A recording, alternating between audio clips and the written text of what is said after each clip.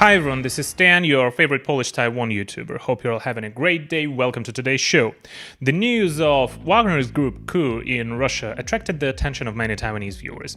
Many people probably thought that Russia was finally going to have its regime changed, and that war criminal Putin would finally be gone. However, to our surprise, everyone woke up to find that Wagner criminals had reversed the decision to capture Moscow. Prigozhin, who is the head of Wagner, ran to Belarus. Some of his soldiers went with him, some joined the Russian army, and some went back home. Yes, it's even more ridiculous than a sitcom. They were just 200 kilometers away from entering the Kremlin and declaring a successful coup, but later they said it wasn't a coup, but rather a march for the justice. And in the language of the Communist Party of China, it would be called something like going to file a petition with arms in your hands. 上访, which basically means file complaint with the CCP. And those who do that usually end up in prison or killed. So let's see what are the similarities between Russia and China.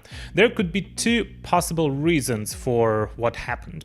First, and which is according to Prigozhin's version, the Russian government wanted to dissolve Wagner, so they protested. And what he wanted was to secure his personal safety. However, personally, I don't think he could achieve that. If Putin wants to kill you and you're in Belarus, a country that is practically a Russian colony, you're either going to be assassinated or poisoned. Personal safety is impossible, absolutely impossible. The second possibility is that Prigozhin wanted to overthrow Putin, but in the end the intelligence agents, Defense Department personnel, police and people within the Russian government who initially supported him withdrew from the plan. In order to save his life, he decided to retreat. And as a result, one of his supporters, Surovikin, actually went missing afterwards. And right now there are rumors that he's being detained. So regardless of whether his coup or armed petition succeeded or failed, this incident has exposed the vulnerability of Putin's regime to the world. It turns out that occupying a city with a population of over 1 million in Russia can be so easy. It turns out that if you drive a tank into a Russian city, the Russian people won't oppose it. Instead, they come out to support you and provide you with water and food. This kind of scenario is not only the worst nightmare for Putin, but also for any dictator. And deep down, they all know how much their people actually despise them. They're just using repressions to maintain stability and create an illusionary world for themselves, where everyone loves them.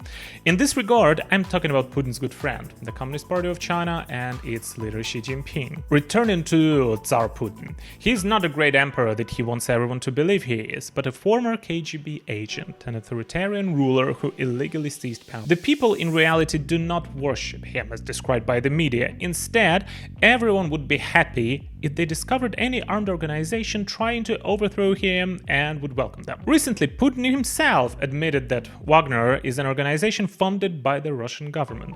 Although this could be considered an open secret, no one expected him to openly admit one day that Wagner was directly financed by the government. Due to Wagner's violent actions in the Middle East and Africa, they have been recognized internationally as a terrorist organization. Especially in Africa, Wagner has tortured and massacred thousands of people. So now with Putin openly acknowledging that his terrorist organization is financially nurtured by the Russian government, doesn't it directly prove that Russia is a country that supports or even exports terrorism? And isn't the Putin's regime itself the head of a terrorist organization? Putin personally became an internationally wanted criminal due to abduction of Ukrainian children into Russian territory. The fact that Russian taxpayers' money is used to support the Wagner group confirms that it is not just Putin personally, but entire country that is nurturing, sponsoring, and supporting terrorism. Retribution always comes fast. Putin and Russia, who initiated the aggression against Ukraine, are now facing the consequences at their own doorstep. The terrorist organization nurtured by Putin can easily take control of Russian cities. The world's second largest army, which has always kept the world on edge, has become an international joke. The Russian military is even mocked for being the second largest army within Ukraine's borders, not globally. Kremlin often claimed it had the second strongest military in the world, and many believed it. Today, many see Russia's military as the second strongest in Ukraine. Its equipment, technology, leadership, troops, strategy, tactics, and morale, a case study in failure. And this coup only proves it further that the Russian military is merely the second largest within Russia itself. Even a terrorist organization can occupy Russian cities with a population of 1 million. I believe Xi Jinping, Putin's bestie, is shocked to see how close this coup came to success. Therefore, it proves one thing. It is easy for dictators to fail in launching wars of aggression. Why? Because the leader of an authoritarian country lacks popular mandate. Being able to govern and hold power is not due to one's exceptional abilities or capabilities, but because the people of the country tolerate and endure him. They're not trusting him. Some of them even hate him. However, as it is very difficult to overthrow a dictator, many people just decide to silently endure. Once their patience reaches its limit, the dictator may no longer be able to hold on to power. There is one more thing. Russian society has a consensus, which has previously been promoted and cultivated by Putin government and its propaganda apparatus. It is a discourse that many Taiwanese people often hear as well, which is don't get involved into politics and you can live a peaceful life. And if we're talking about China or Russia, once you resist, you will be directly imprisoned.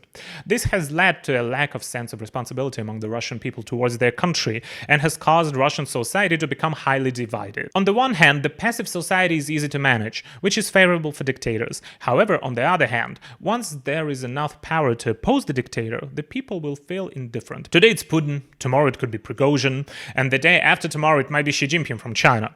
It doesn't matter who it is, as long as they don't bother me. It is fine. The current Putin has started to send the already passive Russian people to the battlefield, and whenever there is a conscription, there is a wave of mass exodus.